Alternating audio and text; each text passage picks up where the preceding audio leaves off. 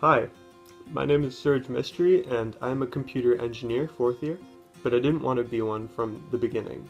In the first few months of grade 12, I'd sit with my dad suggesting different programs and he'd say why none of them would provide for me in an economic depression. I began to appreciate this move, thinking that a steady income should be more important to me, and to some extent that is true.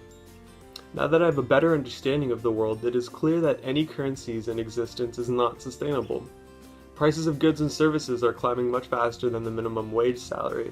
We are investing almost 1/4 of our lives when employed just to make more money, whilst the things that we are wanting to get more expensive as we work towards them. This is a textbook example of the runaway train effect, where the inputs don't meet the outputs, and eventually our motivation to succeed is going to drive us into poverty and starvation. Every time an economic depression hits, prices increase, jobs are lost, the market for buying and selling drops, and people no longer want to buy and spend money because of it. The fluctuation of currencies is ruining our ability to do the things that we want to do. The Great Depression lasted from the 1930s until mid-40s and was caused by World War II. This occurred because countries participating in the war invested absurd amounts of money into defending their different ideals.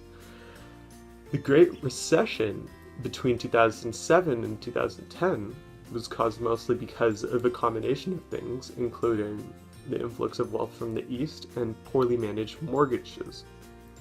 Eventually, the debt rose too high and the US suffered because of it, and the property values dropped significantly. The issue when something of value loses a part of its worth, though, is that the owner loses that money that they invested into the asset.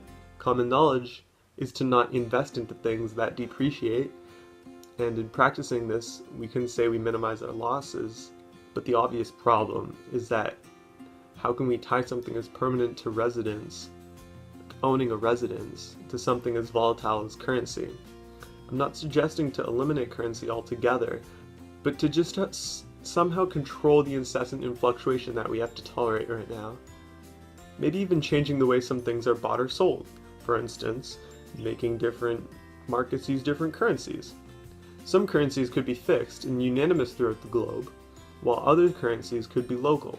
The unanimous currencies will be used to buy or sell larger properties and expensive vehicles, so that somehow on a global scale there won't be emigration or immigration due to conversions and whatnot.